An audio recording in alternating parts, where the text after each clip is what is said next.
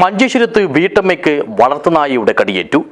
രക്തം വാർന്ന കാലുമായി നായയുടെ ഉടമസ്ഥനോട് വിവരം പറയാനെത്തിയപ്പോൾ ആട്ടിയോടിച്ചതായും അധിക്ഷേപിച്ചതായും പരാതിയുണ്ട്.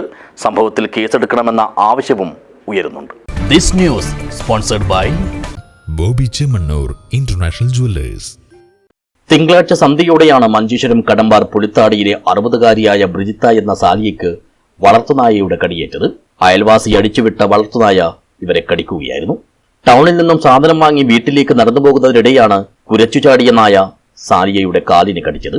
രക്തം വാർന്ന കാലുമായി ചെന്ന് വിവരം നായയുടെ ഉടമസ്ഥനോട് പറഞ്ഞപ്പോൾ അസഭ്യം പറഞ്ഞ് ആട്ടിയോടിച്ചതായുള്ള പരാതിയുമുണ്ട്.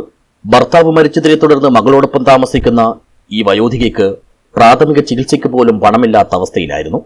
ഇത് കണ്ട് നാട്ടുകാരും മറ്റും സഹായിച്ചാണ് ഇവരെ ആശുപത്രിയിലേക്ക് അയച്ചത്.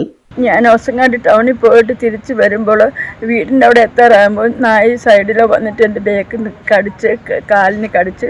എന്നിട്ട് കുറച്ച് കഴിഞ്ഞപ്പോൾ ഞാൻ അവരുടെ വീട്ടിൽ പോയി രക്ഷപ്പെടാൻ വേണ്ടി ഞാൻ കുട കൊണ്ട് വീശി നായനെ ഓടിച്ചു. എന്നിട്ടാണ് അവരുടെ വീട്ടിലേക്ക് പോയത്. അവരുടെ വീട്ടിൽ ചെന്ന് ഞാൻ പറഞ്ഞ് നിങ്ങളുടെ നായ എന്നെ കടിച്ചെന്നോ. അപ്പോൾ അവർ പറയണം നായ കടിച്ചതിന് ഞാൻ എന്ത് ചെയ്യേണ്ടത് എന്ന് പറഞ്ഞിട്ട് എന്നെ കുറേ ജോറാക്കിയിട്ട് വഴക്ക് പറഞ്ഞ് ഓടിച്ച്.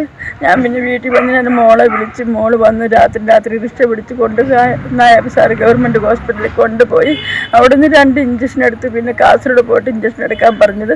കാസർഗോഡ് പോയിട്ട് ഇഞ്ചക്ഷൻ എടുത്ത് 12 മണിക്ക് 6 ഇഞ്ചക്ഷൻ മുറിവിൽ വെച്ച് അവിടുന്നാണ് പിന്നെ തിരിച്ച് ഞങ്ങൾ രാവിലെ വെളുപ്പിനാണ് 5 മണിക്ക് ഇവിടേക്ക് വന്നത്. വിഷയത്തിൽ ചൊവ്വാഴ്ച ഉച്ചയോടെ മകളോടൊപ്പം എത്തി ഇവർ മഞ്ചേശ്വരം പോലീസിൽ പരാതി നൽകിയതായും പറയുന്നു. തെരുവ് നായ്ക്കളുടെ ശല്യം കൊണ്ട് പൊറുതിമുട്ടുന്നതിനിടയിലാണ് വളർത്തുനായയും ആളുകൾക്ക് ഭീഷണിയായി മാറുന്നത്. കാര്യങ്ങൾ നേരിൽ കണ്ടറിഞ്ഞ് ബോധ്യമായിട്ടും നിഷേധാത്മകമായി പറയുകയും പെരുമാറുകയും ചെയ്ത നായയുടെ ഉടമസ്ഥനെതിരെ കർശനമായ നടപടികൾ കൈക്കൊള്ളണമെന്നുള്ള ആവശ്യവും ശക്തമാകുന്നുണ്ട്. News bureau, Uppala.